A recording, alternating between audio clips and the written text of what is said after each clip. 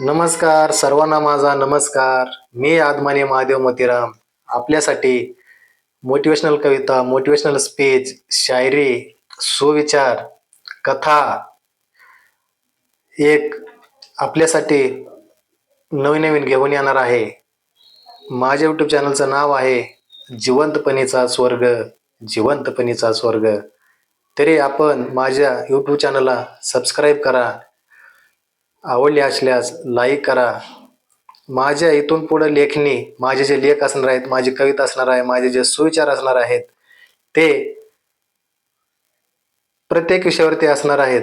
प्राणी असतील, पशु असतील, पक्षी असतील, वयोवृद्ध असतील, माता पिता असतील, नवीन झालेलं दाम्पत्य असेल, शाळेत शिकणारी मुलं असतील, स्टुडंट असतील, प्रेमावर कविता असतील माझ्या, तर तुम्हाला नवीन नवीन माझ्या लेखणीतून मी आपल्यासमोर घेऊन येणार आहे.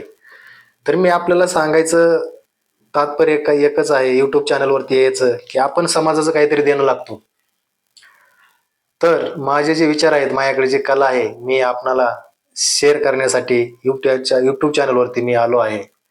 तर मला खात्री आहे माझं हे पहिली कविता तुम्हाला आवडली असेल, आवडणार यात काहीच शंका नाही. तर माझी कविता पुढील प्रमाणे, एक गरिबीची जाणीव असली पाहिजे.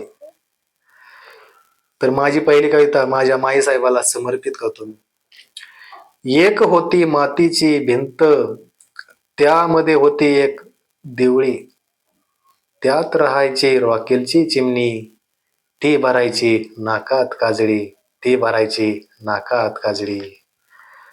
माय माझी आरसा असायची, माय माझी आरसा असायची, शाळेत जाताना नाक पुसायची, शाळेत जाताना नाक पुसायची.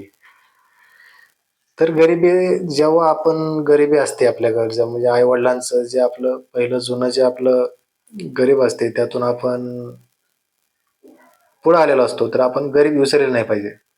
आता पुढे बघा.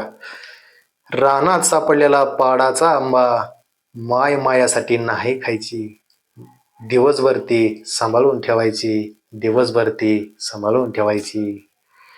एसटीवरले नाव पटकन मी वाचायचो, एसटीवरले नाव पटकन मी वाचायचो, मायची मान ताठ व्हायची, मायची मान ताठ व्हायची.